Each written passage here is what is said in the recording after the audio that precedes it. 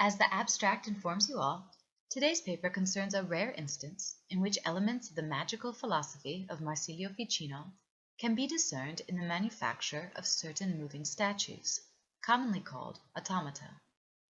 The aim of this presentation is to introduce a new set of objects to the discussion about how Ficino contributed to the creation of material culture. The text upon which this argument can be based is the 1587 work of the philosopher and court chronicler Francesco de' Vieri, entitled On the Wonderful Works of Pradolino. The object of his treatise is the Medici villa of the same name, its parks, and its wonders, which in total were a vast repository of virtuoso achievements in Mannerist art, engineering, and the nascent sciences, under the guidance of its patron Francesco I de' Medici, its chief architect Bernardo Buontalenti, and a large team of hydraulic engineers and other artisans, some whose names are known to us, and others who remain anonymous. What distinguished Pradolino from its contemporaries, like the Villa d'Este or the Villa Lante, were multiple installations of animated tableaux in various grottos dotted throughout the villa and park. These tableaux featured figures from myth or literature acting out allegorical scenes. Their animation largely owed to sophisticated hydraulic and pneumatic principles culled from medieval European and Arabic sources, as well as from rediscovered antique authors like Hieron of Alexandria, Ctesibius, and others. In the humanist tradition, the recovery of ancient wisdom was a conscious theme for the villa's ideators, and this was made explicit by de' Vieri.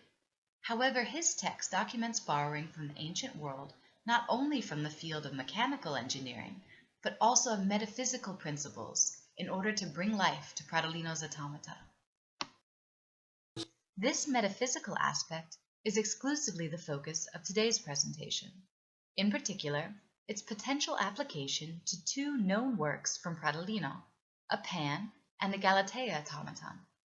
The first depicted the Greek god associated with wild nature, unconstrained sexuality, and emblematic of the pagan pre-Christian era, while the second was one of the beautiful Nereids, or goddesses of the sea. It bears mentioning that the name Galatea was also associated with the statue brought to life in the Pygmalion myth, although there is no apparent allusion to this identification in the Pradolino iconography.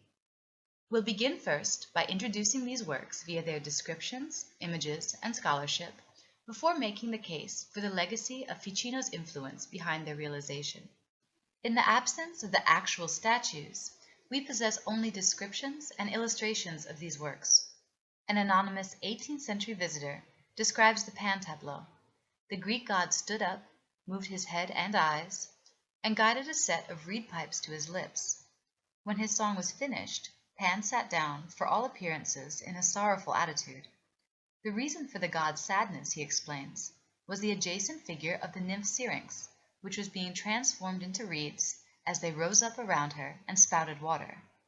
De' Vieri puts down a similarly detailed description of the Galatea tableau. The scene commenced with a Triton automaton that raised a shell to his lips and blew a note. Galatea appeared on a golden shell and was joined by two nymphs bearing branches of coral in their hands. The Triton sounded another note, and all three sea nymphs disappeared.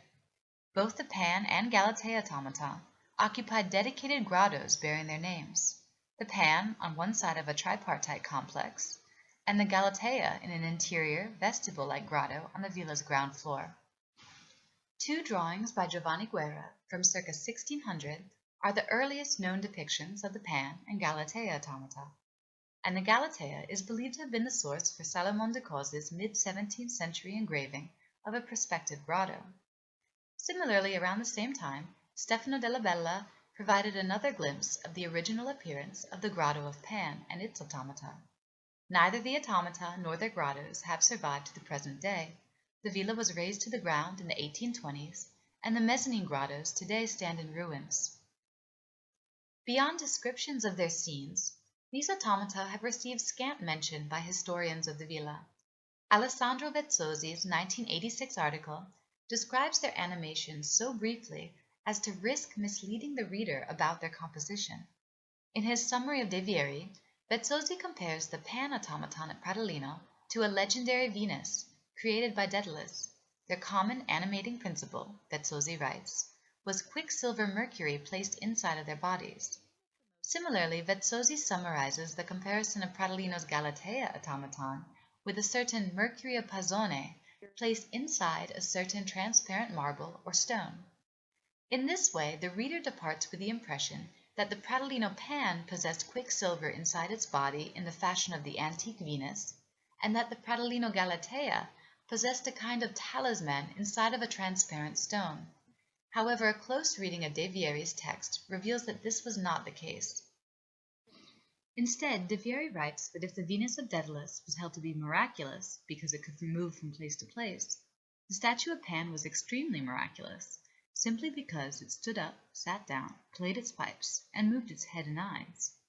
Similarly, De Vieri's comparison of the Galatea automaton at Pradolino with the mercury pazzone consists of the statement that if its inclusion inside and outside of a figure was a source of marvel to the ancient world, more so would be Pradolino's Galatea, with certain shells placed inside and out and which moved into the sea and returned to its rock. Nevertheless, although Vezzosi's study lacks the nuances of De Vieri's Renaissance text, his scholarship transmits to the modern reader the critical component which makes a Ficinian reading of the Pradolino automata possible. That would be this metaphysical operating principle, and in both cases, De Vieri relies on Aristotelian authority.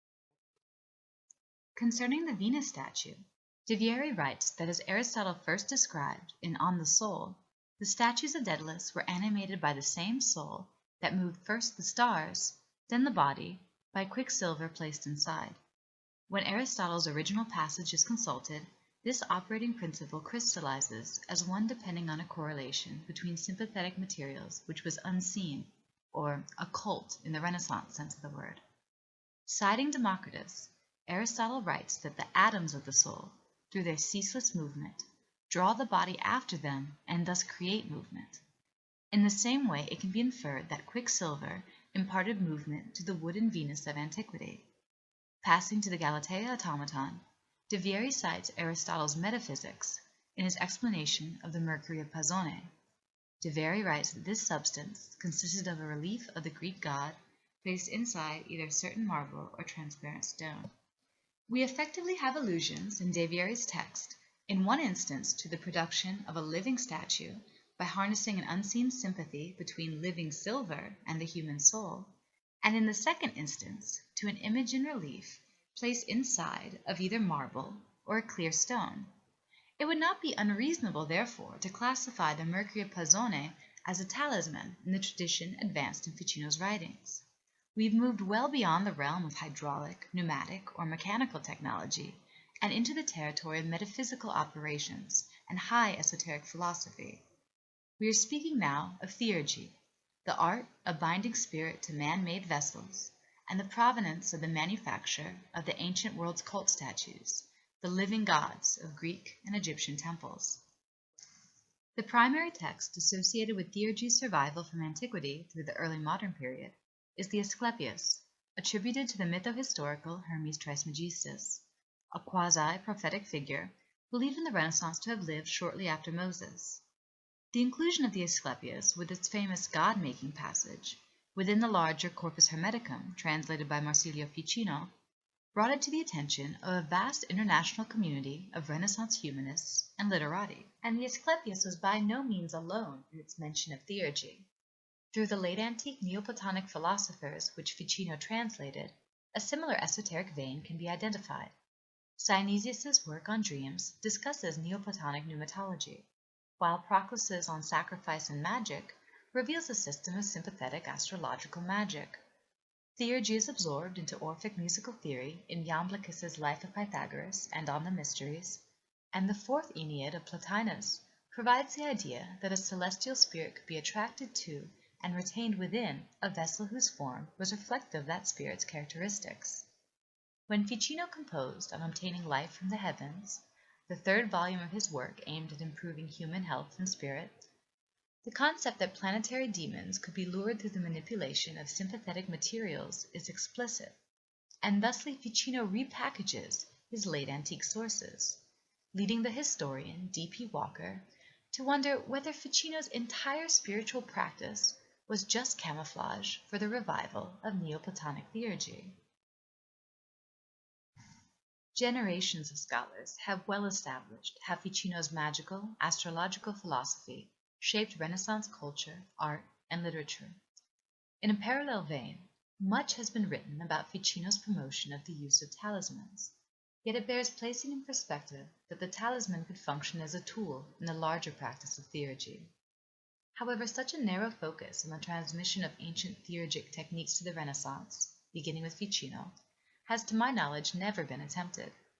Therefore, a very brief overview should help bridge the gap between the publication of Ficino's writings in the mid-15th century and the creation of Pratolino's magical automata in the late 16th. Theurgy was a concern of another 15th century philosopher, and furthermore appears to have been actively taken up by aspiring Renaissance magicians. Ludovico Laterelli was a contemporary of Ficino's, but a link between the two has not been conclusively demonstrated. Nevertheless, Laterelli wrote in his Crater Hermetis about the tradition of theurgy in the Asclepius. The preamble is unambiguous. Man has discovered the nature of God, and the wise man creates it. Furthermore, Laterelli's Crater Hermetis testifies to the use in the Renaissance of herbs, stones, aromas, symphonies, and hymns to capture spirits in statues, images, rings, or other vessels. Successive generations digested the full import of the Ficinian cosmic vision, which recognized the sublunar world under the influence of planetary demons, but which also carried with it the inherent possibility of mastering them for man's benefit.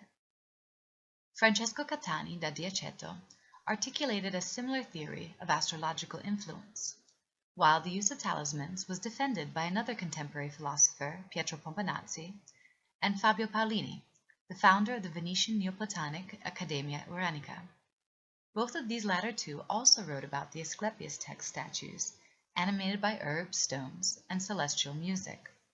Meanwhile, in more general terms, the passage of a century brought with it transformations to Ficino's magical philosophy, with the mingling of works by Trithemius, Paracelsus, and Agrippa. Consequently, while on the one hand magical philosophy experienced an extraordinary revival of interest, on the other its respectability diminished as its purely natural pretensions became increasingly indefensible.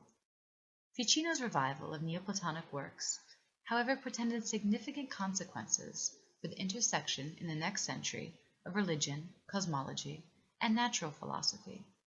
By the next century, Ficino's Platonism verged on a special esoteric form of Christianity for an intellectual elite. The continuing influence of Ficino's revived theurgy upon a 16th century successor to the Medici dynasty, and in the same city that produced Ficino and his works a century earlier, is no stretch to make. Returning to the text of De Vieri, which was a product of this milieu, other passages betray a profound bias towards a Neoplatonic cosmology, in addition to, or perhaps in spite of, the author's repeated invocation of Aristotelian authority.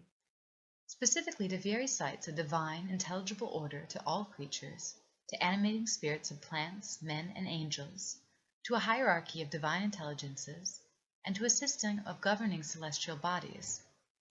Perhaps De Vieri's most sweeping statement is to be found in his crediting the entire field of natural philosophy, which also encompassed what today we would call magical philosophy, to Aristotle. De Vieri's text would appear to support the observation made by the historian Pamela Long that Aristotelianism coexisted rather than was replaced by the emerging new sciences.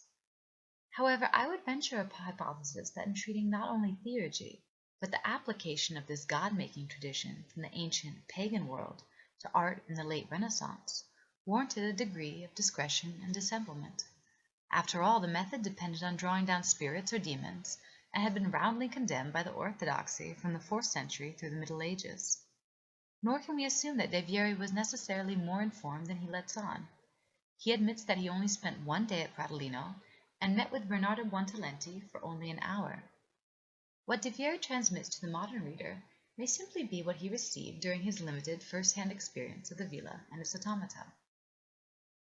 What we have then is a late 16th century text which compares, albeit in somewhat couched terms, the ancient world's animation of statues by esoteric, magical means to actual automata created for a Mannerist villa and park. Although these automata have not physically survived, in addition to De Vieri's text, we possess visitors' descriptions and a handful of drawings attesting to their existence. Moreover, the significance of these works belies their transitory existence and scant mention by scholars. The Pan and Galatea automata may be the only known examples of the application of Neoplatonic theurgy to the realization of moving statues in the Renaissance. However, although De Vieri never makes the connection between the 15th century Magus and Pratolino's magical automata explicit, Marsilio Ficino's legacy is manifest, not only through his translations of late antique authors, but also through his widely circulated original works. To Ficino is due the credit for reviving this arcane practice from antiquity. With the identification of the Pan and Galatea automata, for the first time theurgy can be tentatively connected to actual works of sculpture and engineering in the late Renaissance. This presentation aimed to illustrate how Ficino's magical philosophy contributed to two works of Mannerist sculpture. That being the case, it's possible to venture a new addition to what has been an ongoing discourse on the material culture this philosophy produced. Scholars like Angela Voss have made direct connections between Ficino and works by Botticelli, Michelangelo, and Leonardo da Vinci. However, even in the Renaissance, Jacques Guattari observed that Ficino himself never produced any magical works of his own in the style of Apollonius or other magi, and D.P. Walker wondered about the practical activity that Ficinian and Trithemian magic engendered. The answers he supplies, however, are limited to musical forms, oratory, and a possible mnemonic system. A parallel development in recent scholarship has been the re-evaluation of alchemy and alchemical art, and its shift away from disembodied ideas towards the history of its practices and works. However, the same stumbling block that Tara Numedal identified in her 2011 article, which limits the concrete identification of material works, that proof of knowledge was located in the production of objects rather than in the production of texts, likely is valid for Renaissance experiments in theurgy as well. There is a certain juxtaposition that can be observed then when Numedal's theory is applied to Pratolino's automata. Certainly, knowledge was transmitted through texts by Ficino and other philosophers, but the proof of this knowledge in the late 16th century was located in the automata themselves. With a fortunate irony, though, were it not for the survival of De Vieri's text, there would be no case to be made that Neoplatonic ideas about theurgy were ever extended to any identifiable Renaissance work of art. In the age of humanism, characterized by the revival and application of antique philosophy to a continuous stream of new ideas and works, this would have been exceptionally unlikely. Yet, up through the present day, this has been the state of scholarship. The magical automata of the Villa Pratolino certainly now force a re-evaluation of the material culture Ficino's philosophy engendered in the Renaissance.